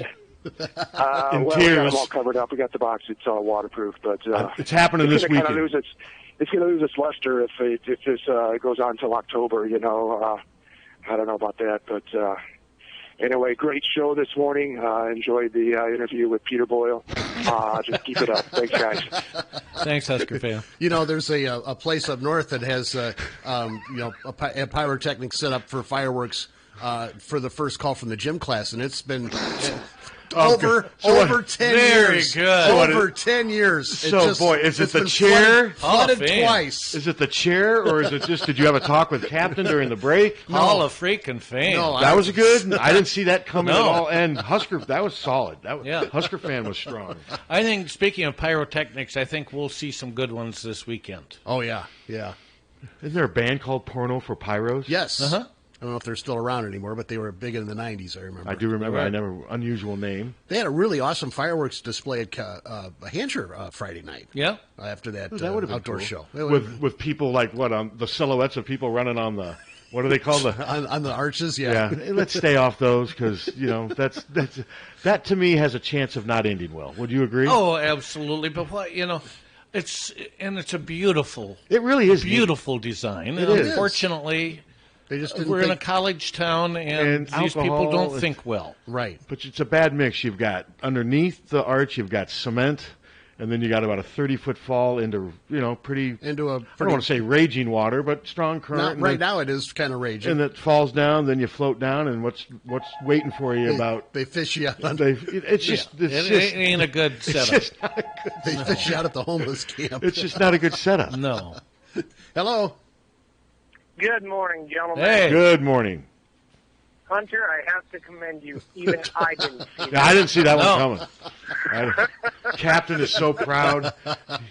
I think he's at home right now writing Hunter a bonus. Well, no, I don't want to get No, he's not doing that. Have a good day, boy. All right. I don't know what he's doing, but I can assure you he ain't writing that. No, you ain't right. No, you're right about that. I don't know. I got carried away there for a second. All right, so you think we're going to have all three running backs at 100% this weekend? Yeah, but I don't think it's going to be one of those where Ivory Kelly Martin starts and goes 20 carries. I think all three of these guys, Mekhi Sargent has earned the right to play. Whether Ivory Kelly Martin or IKM, whether he's there or not, Mekhi Sargent's playing in the first quarter. And Torrin Young has a little extra burst against these guys. He does, and I think all three of them, I think they're fine at running back. I think last week was more of a precautionary thing. No disrespect to you and I and what have you, but no, I think they're at full strength. Got the north end zone. Wisconsin's never experienced the wave. There's going to be a lot of emotion playing there, but they have to execute. Go ahead, caller. Hello. Yeah, hey, Tom, as a musician, what did you think of that little concert deal at halftime they had there? I thought it was great. I did too. I think if you have Iowa State or a game like UNI, for your in-state game, if they're a night game like that, I think they should try to do something like that more often if they have the time. I agree. Yeah, I think you're right, and I thought it was, and I don't love the song. Okay, don't get me wrong, but I thought it was just powerful as could be. Yeah, and I don't think the song was written to be like a huge hit in that way. I think it's more of something that fits his feelings for this and whatever. I get what you mean, though. But the atmosphere was great. Super. I thought it was really neat. Yeah, I just I don't know. That was the first game I'd been to in probably 15 years, and obviously the first time I've ever heard or seen them do anything like that. And obviously they have a reason with the deal. But as just a former, still a musician and whatever, I wonder what your thoughts were on that. Very much so. And also another thing I noticed is the band's eyes were just glittering. I mean, they were getting off. That had to be pretty cool. They were getting off on playing for 70,000. Oh, can you imagine? Yeah. With all the lights. I mean, that was a neat atmosphere. I mean, I kept. And the other thing I thought was, technically, it was perfect. Yeah, it really was. And, a hurried setup like that, it could have been disaster, but it was great. I'll tell you what, I'd love to hear 3 songs from the Fez at halftime in an Iowa game. Wouldn't that be neat? Yeah. But no, you may be onto something, Carl. But yeah, I thought it was fantastic. I the next time someone calls in, and obviously there was a game there, but when they asked who could sell out Kinnick Stadium, Pat Green had to sell out. That's true. You're right about that. He had a little help, though. Yeah. Opening up the Iowa Hawkeyes. Guys, I was wondering, are you going to do, I know Pat had mentioned it, are you guys going to do one of them, a reach-out thing with Tyler Wiegers, or just Ryan Boyle because he's a former we'll do. Great idea. We'll do. I was able to get a hold of Indiana State. It just things kind of fell into place. Well, But and Dowling-Grad, I think. Dowling-Grad, and he was coming off his first start. Tyler's. But yeah, no, we'd like to, and I'm sure we won't be the only one reaches out to these guys. Tyler Wiegers is also on the list too. Okay. All right. All right, man. Saturday, I'm going to go Iowa 38, Wisconsin 17. Nice. Boy, I would fill my pants if that happened. With what? I don't even want to ask with what. I think we got multiple choices on that one. You going to go G.G. Allen on us? It's G.G. Allen. And the latest, Scott Frost says he doesn't want to schedule a game on December 1st? December 1st or whatever, because he said in his press conference on Monday that's the day of the Big Ten championship game, and they plan on being there. Wow. Well, technically, they still got a shot at it. Yeah, I mean, we haven't even played a Big Ten game, but I need to see something first. They lost at home to Troy. I can't. Yeah. I can't stand listening to them. I am getting a little tired. They just start winning and shut up. And the Fighting Harbaughs are going to beat them by 20 to 25 I think points. Wisconsin's. Yeah, I agree. I think Michigan's defense is way too much for Nebraska.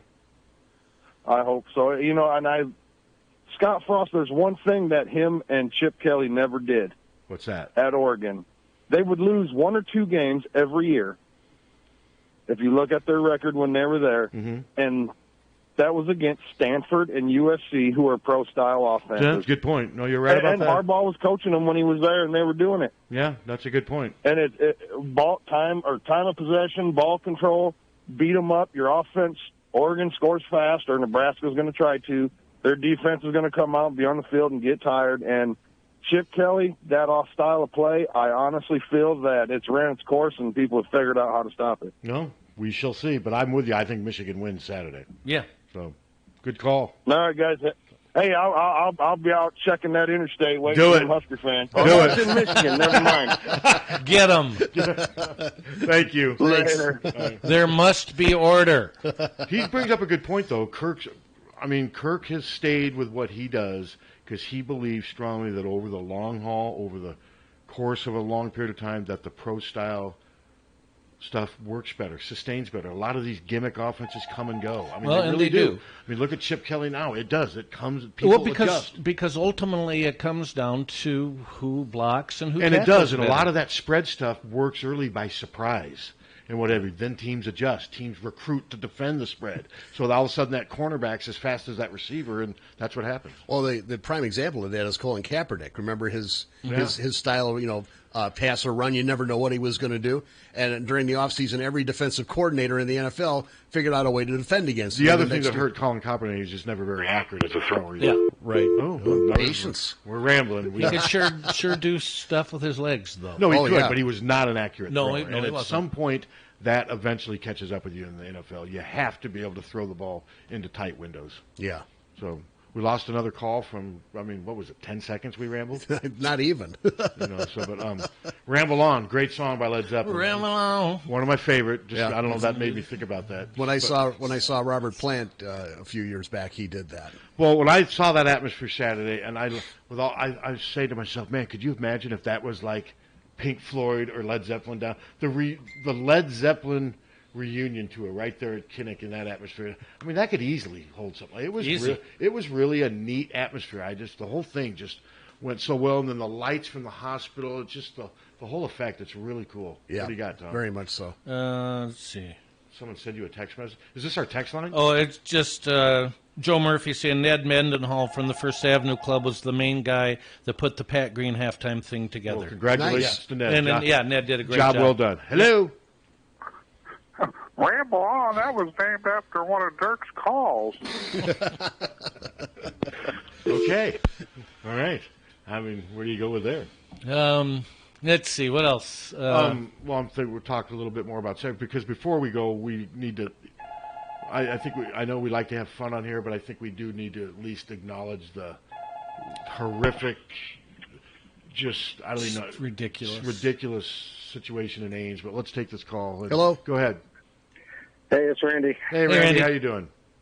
Not too bad. Did you happen to watch that Bears game on Monday night? I did. It seemed like it was about 3 seconds that you could count for Russell Wilson to have the ball back there, and he had to have it gone or he was in trouble, and he had a hard time with knowing that in his head. It's the worst I've ever seen him play, but I think it was because the Bears' defense was so good. He had no receiver.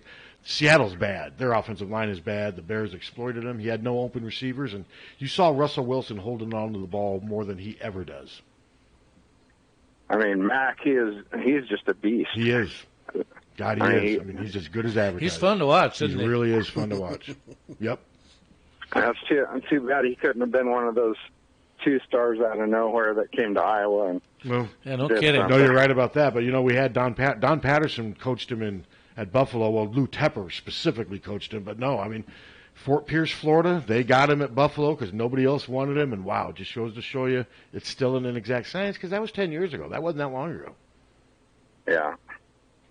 So I was looking at some of the defensive statistics. Iowa's really up there nationally. Oh, they're in the top. Some of their. Mm-hmm. Well, they're in the top 10 in most everything. They're third. Are they third in scoring defense? Second, I think. Second in scoring defense. Third in sacks. Is that? But yeah, no. Yeah. Right now, the defense is. I mean, this has a chance to be a dominant defense. A chance. And if you have that, you have a chance in every single game you play. Absolutely. Yep. Yeah, it says we're second with 209 yards per game. Yeah. But, total offense. I mean, it's unbelievable. And Epenesa's in the top 3 for sacks, and he's not even a starter. No, he's not, but he does play a lot. He plays a lot. He does, but you're right, though. He plays a lot, but I like the rotation they got going, but you're right. He could play more, and that just shows you he makes the most of his opportunities.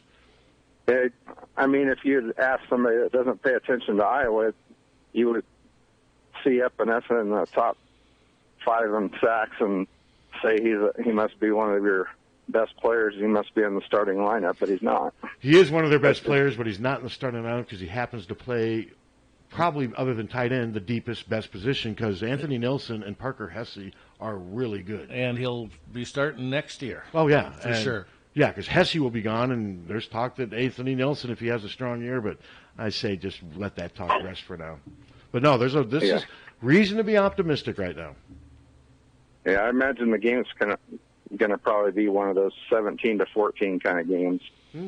It very well could be. Yeah, I'm still waiting. I have to see Iowa move the ball against them. Their defense does appear to be a little more suspect than. But I'm with you though. I got to see it. But I have to see it because when this Iowa offense for the last year with Nate at quarterback, when they're bad. They're bad. The machine grinds to a halt. And they've had some times this year where they've been bad. So we'll see. Have. We'll see. Yeah, hope for the best. All right, Randy. All right. Good hearing from you. Thanks, Randy. But no, I got to see it. I got to see it, and because there's times where you just think this offense is okay. There we go. Things are rolling now, and then clunk. They get it. So maybe they're beyond that right now. But we have to admit, there's been times this year where the offense has looked. First half against Northern Illinois, most of the game against Iowa State, the offense just didn't look good. It didn't look good. No. We'll see. But no, I was saying earlier, I think before we call it quits today, we at least need to acknowledge the horrific story over the death of the former Iowa State golfer, the senseless. Terrible. Yeah, I mean it's nothing. I mean it's absolutely totally random. Just random. Just a guy who had serious issues, who'd been in trouble repeatedly, who just was. Just obviously hindsight should not have been out. No, and he told somebody that not that day necessarily, but told somebody very short time ago, that he felt like he wanted to rape and kill somebody. I mean, a woman. Yes. What the hell? I mean, yeah. I mean, I know nobody did anything. Could you imagine she's out there playing golf on her own in the sanctuary, the place where she's most comfortable in broad daylight in a college town in Iowa, and you got this freaking loser lurking around that place, grabs her and basically attacked her and stabbed her to death. And she put up a fight because look at that piece of crap's face. He had Yeah. cuts on there. I mean, God, if that was my sister or my I know. Makes me daughter. sick. I mean, it just gets me mad thinking about it. And I just, on behalf of our show, the radio station, all Hawkeyes, everything, your Prep Sports, just wanted to send our thoughts and prayers and best wishes to her, to her family over in Spain. I mean, think about that. They're over in Spain. They sent their daughter over here. I guess the good thing about it is she loved her time at Iowa State. Yeah. She loved And she every made the day. most of it. And she was an incredible golfer. Yep. She was Yep. going to turn pro. Thoughts and prayers to the people at Iowa State. I know we like to rib each other, but I mean, we're all human. I mean, we're all in this thing together. And this guy, it just gets me. It just really pisses you off because, I mean, okay, you look at Molly Tibbetts, okay, she's out running by herself. That should be something that's so safe. And these people are being killed because they're women. Yeah, yes. It's not women. They're women being killed by men. It's been going on for as long as we've It's been. BS. And it's just a bunch of crap. I mean, these men that do this. I don't know what you do about it. I mean, I don't know. There's really nothing you can do about it. I mean, you can do about it after the fact. This piece of crap will be in jail the rest of his life, and I don't care if someone. I mean, he's open game in jail. He's earned it. Yeah. And I would never condone violence, but if there's ever a cause for violence, I mean, this guy. Have at it. I mean, like I said, she was out working on her game. I mean, she was going to be honored Saturday as their athlete of the year, and now there's a moment of silence for her, and I don't know. It just stinks. I just felt we needed to say something. No, you're right. I mean, Tom, you got daughters her age. Oh my God, I know. Yeah, I know. And it just is so ridiculous. It's just so sad. And I mean, the whole time the girls were off to college, part of you is, of course, is nervous because you have no control over what happens. Yeah, you have none. And there's a lot of trash out there. You can't watch them all day. No, every you day. can't. Nobody can. I mean, there's no. I mean, she was, like I said, in the safety of a golf course. I mean, that was probably the last. I imagine he must have just kind of walked up to her. I mean, he was lurking because wasn't his homeless thing by the course. Yes. Yeah, he was lurking, and evidently the golf course. There's between the green of the hole she just finished and the tee of the next one, you have to walk through. And that's where he got her. Yes. Yeah. What I don't understand is there seems like there's people that will go to jail for a first-time drug offense and they throw, and then this piece of crap. Did you see his rap record? I know. I don't get it. Why do some people? I mean, and I'm not condoning dealing drugs or anything, but there just seems to be a huge inconsistency on sentencing. Oh, absolutely. Huge inconsistency. Yeah. No, I agree. I don't get it. No. If anyone should have been in jail or in some type of supervision, it's this freaking weirdo. I mean, he was depressed. I mean, a lot of people are depressed. Yeah. They don't handle it this way. Yeah, I've Leave the gone through depression. Leave the girls alone. Yeah, exactly. Yeah, leave the women alone. That's a good way. Just leave them alone. Leave each other alone. Beat yourself up or go try to beat. I don't know. Just don't even. I'm rambling now. Yeah.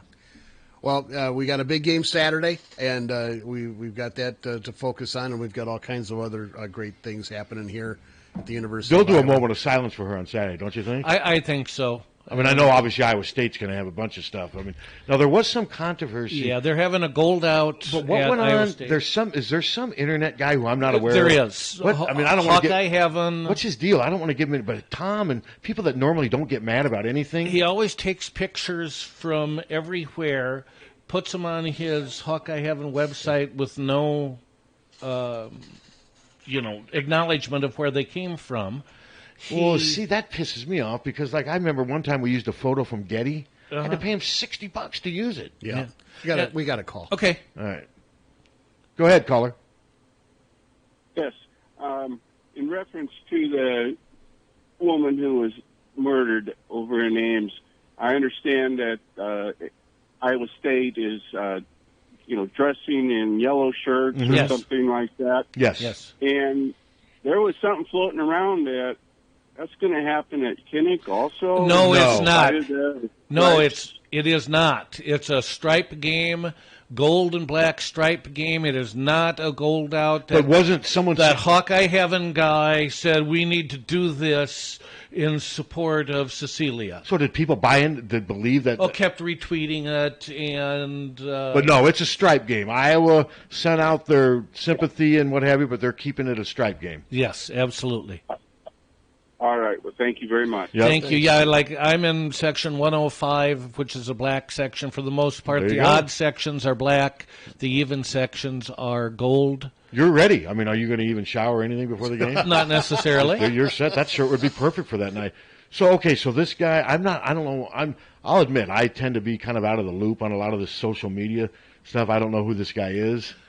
Well, I don't know who he is. But really. I saw some people who I respect. He's a dick. Oh, I saw some people on Twitter who I respect who never complain, just saying that this guy takes their information. He does. And just he's really snarky about it. And like I said, his name's Levi. I don't know anything about him. I don't either. But no, Tom Kakert's not someone who's going to go out and rip somebody on the No, internet. if Tom Kakert does something like that, then you know that the guy deserves it. Well, it sounds like the guy was taking his photographer's stuff. Yeah, absolutely. His photographer is really good, too. And he does it all the time. And see, but sounds like my former coworker, David Scribner, we used to work together at the Press Citizen, sounds like he got this guy suspended for copyright violations. So I didn't realize, God, I'm going to have to look and see. I'll have to ask our photographer. I mean, I knew nothing about this guy, but boy, he's getting a lot of grief. He's a POS, and it's going to affect enough people probably where it's going to hurt the Stripey effect a little bit. Well, look, I mean, this guy called in and didn't know. That's right.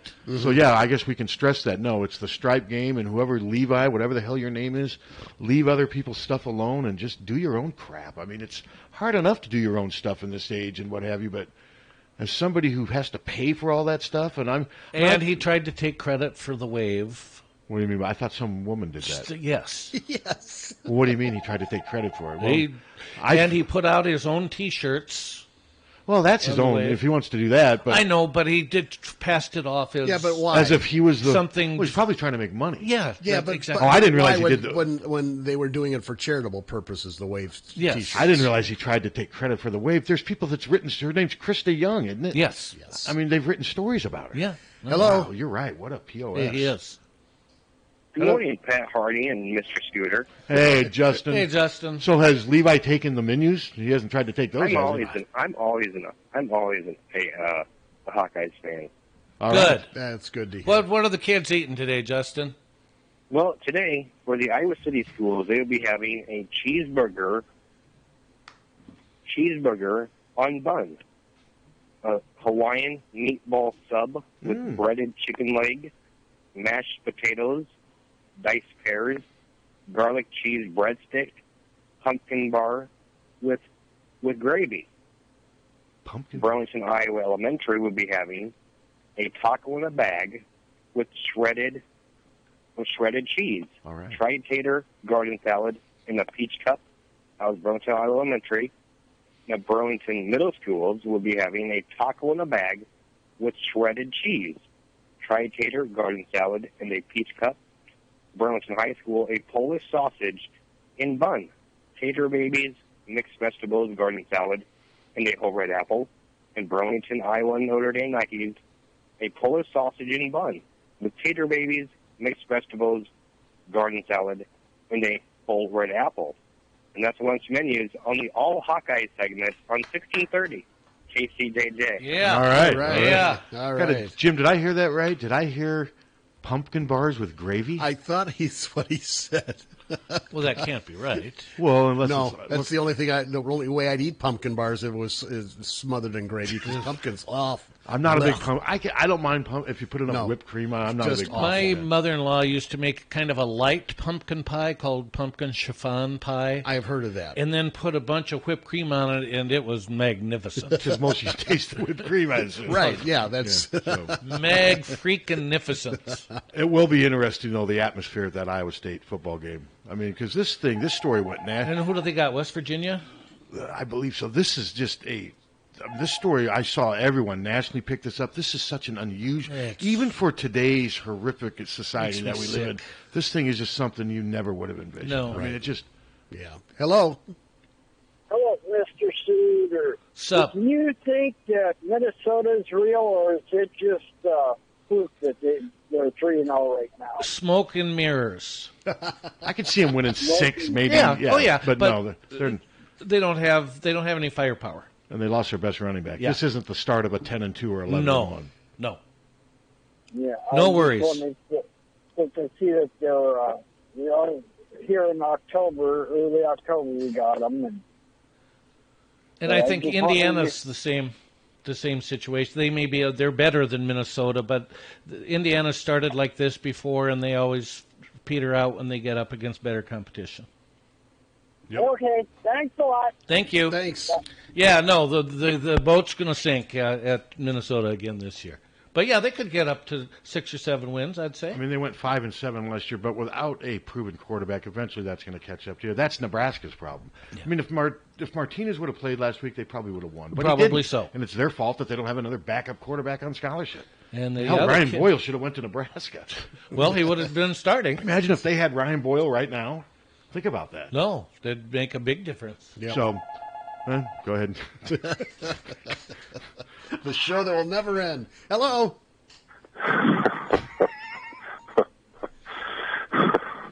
Yeah, Pat, you were talking about whipped cream there a little bit ago. Oh, God, where are we going?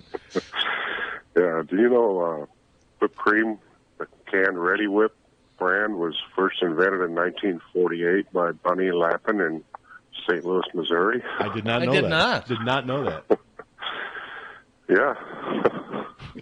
1948. Think of that. That's a long time. That's 70 years ago. Yeah. Yeah. Captain wasn't even alive. No. Yeah, so you suppose the first time him and Jan got busy with it, they had a can of whipped cream? I don't want to think about that. I'm kind of. I ain't ruling nothing out. Kind of bothered that he even brought that up. Oh, I got a picture of it in my mind. Well, thanks for sharing that. Let's keep it right there. All right. Question: which among us has gotten one of those cans of Ready Whip, turned her upside down, and just let her rip into your mouth? I believe we have a unanimous. Unanimous. Hell yeah. It's the hell they do it at the dentist. That's what yes. Absolutely. Everyone's done that. Hello. I remember one time it being at the grocery store and seeing these college kids, and they had like 11 or 12 cans.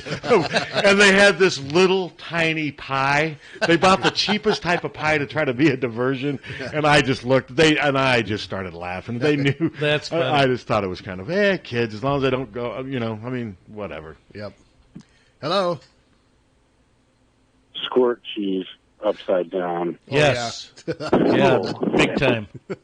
What now? The squeeze cheese. I don't like that stuff. Do you guys like it? Well, not all that great, but I've done it. Oh, you happily. Mean you can get the same buzz off that? Just not the buzz, but just the... Yeah, I've never... Yeah, the sensation. Melted cheese is just... That's disgusting to me. That's like sour cream, raisins, Alfredo sauce. I mean, I listed... You have a list. Well, my worst foods are sour cream, raisins, don't like Alfredo sauce would be third, and blue cheese. Oh, you don't like Alfredo sauce? Oh, God, no. Why? It's thick and nasty. And like Steve. Why don't you like Alfredo sauce? It's just unpleasant. It's just thick and nasty, heartburn, butt burn, everything. All right, then. Hello. Back to food. Oh, jeez. I turned the radio down so I wouldn't have feedback there, but when I turned it back up, you said something about, did you say Steve turned Jan upside down and filled her with... No. He did not. Me, mind out of the gutter. God, we went from Ryan Boyle to this. I mean, but... All right, well, we got another show before the... Well, this one's 20 minutes shorter than the last one, so we're doing good. Yeah, and I guess we had a guest last time. See, Don Patterson always gets us off to a good start. We do the first 30, 40 minutes with him, take a break. Next thing you know, it's 9:45, and then it just... then it's 10:45. Yeah, then it's... yeah. Well, today we had restaurant talk, and then... good restaurant talk. Good restaurant talk, and then we had Mr. Boyle, and then this parade of callers here. Wasn't it a Nebraska fan who called him Peter Boyle? Yeah, that's great. Hello. Long-time listener, long-time caller, 510-265. All right. All right. All righty. Well, there you go. Should we? I think we got this little window. Let's seize it. All right. Thanks again to Indiana State Sports Information for making Ryan Boyle available to us. Congratulations to Ryan on everything that's happening. Thanks to our listeners, and thoughts and prayers to Iowa State and the tragedy over there. And I think I cover everything. Except for allhawkeyes.com. Get your subscription today. There are lots of convenience stores, but only one offers great service.